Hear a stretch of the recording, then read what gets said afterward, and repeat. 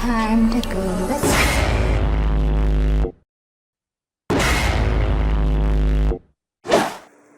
Hey boo! E aí galera? Então, eu tinha feito antes um vídeo da Coraline parte 1, né? Explicando algumas teorias e obrigado pelo like de vocês, porque eu fiquei bastante feliz. Porque vocês gostaram e eu decidi fazer uma segunda parte. Se você não viu o vídeo 1, tá aqui. Pode clicar. Eu decidi fazer a parte 2. Então, a parte 2 eu vou falar mais também sobre a Beldam, um pouquinho sobre o gato, alguns easter eggs do filme. Bom, vamos lá. A Beldam, já estando lá no outro mundo, ela acaba ficando entediada. Ou também eu acho que é mais por falta da mágica dela mesma. Então ela arma um plano pra brincar com a criança que iria habitar naquela casa, na casa com a família. Mas percebendo que aquela sua figura ia assustar a criança, ela decide se assemelhar com a mãe dela pra que a criança fique mais confortável. E então ela recria um mundo de cima, só que 10 vezes melhor, e todos teriam olhos de botões. Aí ela costura uma boneca parecida com a criança e envia pra ela.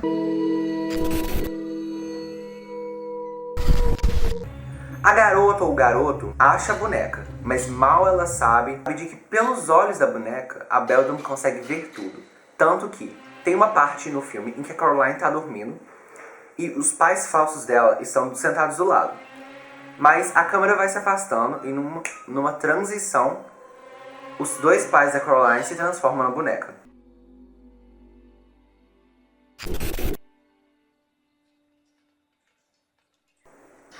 Significando que a boneca pode ver tudo. Contudo, a Beldam precisava dar pra menina alguma coisa mais fácil dela se teletransportar para aquele outro mundo.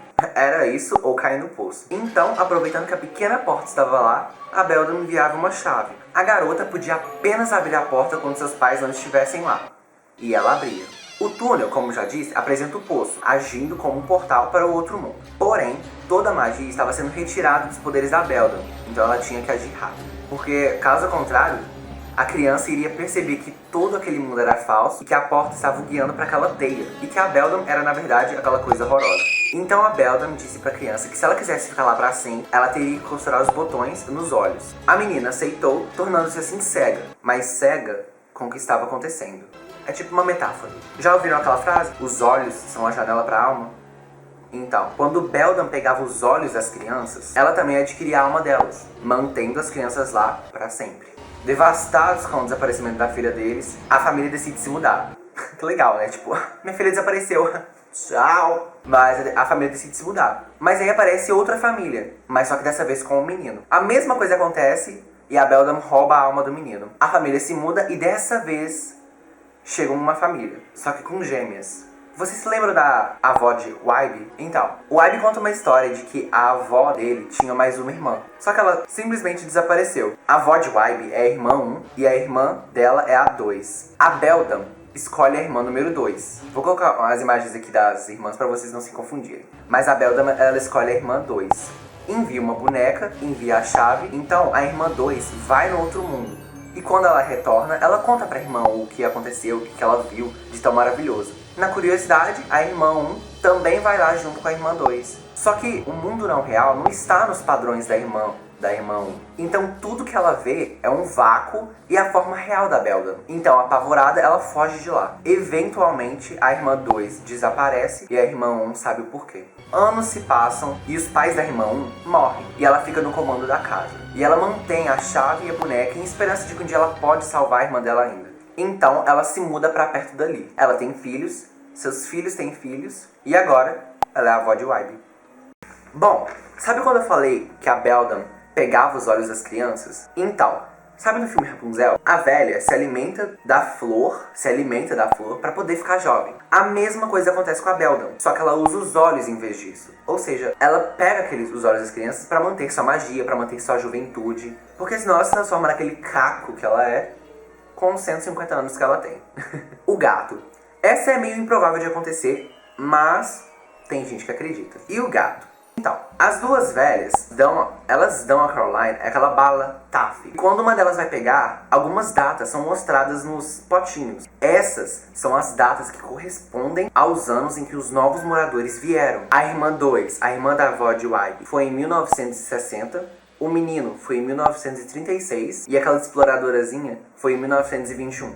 Aí a pergunta, Se a Beldam estivesse esse tempo todo com sua juventude mágica desde 1852, uma data nesse período estaria faltando.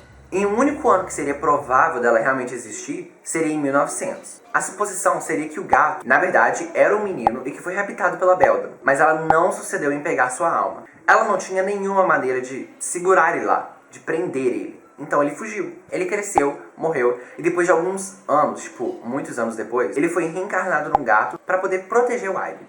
Por isso que o gato nunca desgruda do Ivy. Bom, eu tinha falado da data das crianças. Em uma parte do filme, no outro mundo, você pode ver a foto das 3 crianças em um quadro.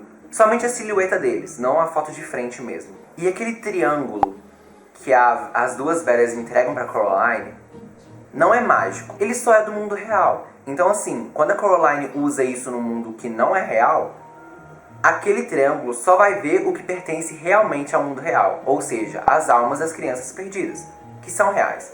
Porque, como eu já disse, tudo naquele mundo é falso. E outra coisa, por que alguns habitantes do outro mundo têm vontades próprias? Bom, a Beldam, ela usa o Soul Sand, eu esqueci o nome em português, se eu conseguir lembrar, eu coloco aqui pra vocês. Mas ela usa o Soul Sand, que é aquela areiazinha que ela coloca dentro dos seres para eles poderem ter vida. Stop! It's one of the circus mice!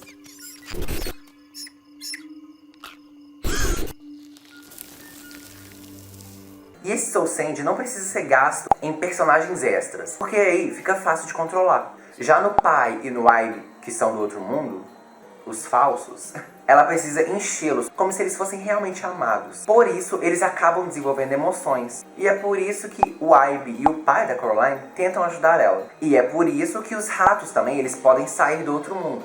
Porque como eles têm pouca mágica, não vai fazer nenhuma diferença. Mas, por exemplo, se a Beldam ou se o pai da Coraline, o falso, e o Ivy falso também saírem, eles podem ser destruídos. Eles podem simplesmente cair em pedaços. E algumas coisas que notaram no filme que eu achei muito interessante. A libélula no cabelo de Coraline é um totem. E são os animais do espírito que refletem o espírito da pessoa. Olha o significado dessa libélula. A libélula é o elemental encantado que aparece diante dos nossos olhos, para lembrarmos que muitas vezes a mudança é necessária. Que as ilusões têm que ser deixadas para trás para podermos compreender que a esperança anda de mãos dadas com a vitória. E que para isso basta um pouco de sabedoria e coragem para poder lutar nossas guerras interiores e sair vitoriosos no final. Que a libélula dissipe as ilusões que precisam ser dissipadas para que os ventos da mudança aconteçam em sua plenitude.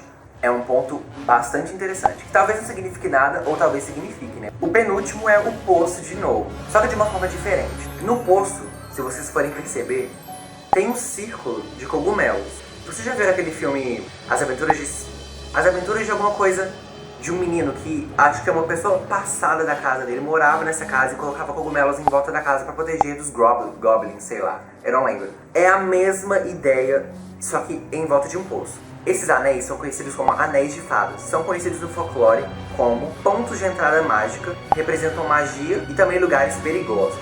Eles crescem em áreas mortas também. O poço não tinha nenhuma plantinha em volta, só esses cogumelos. E era só lama, ou seja, uma parte morta daquele lugar. Mais evidência disso é que no livro, a Beldam, ela captura uma fada.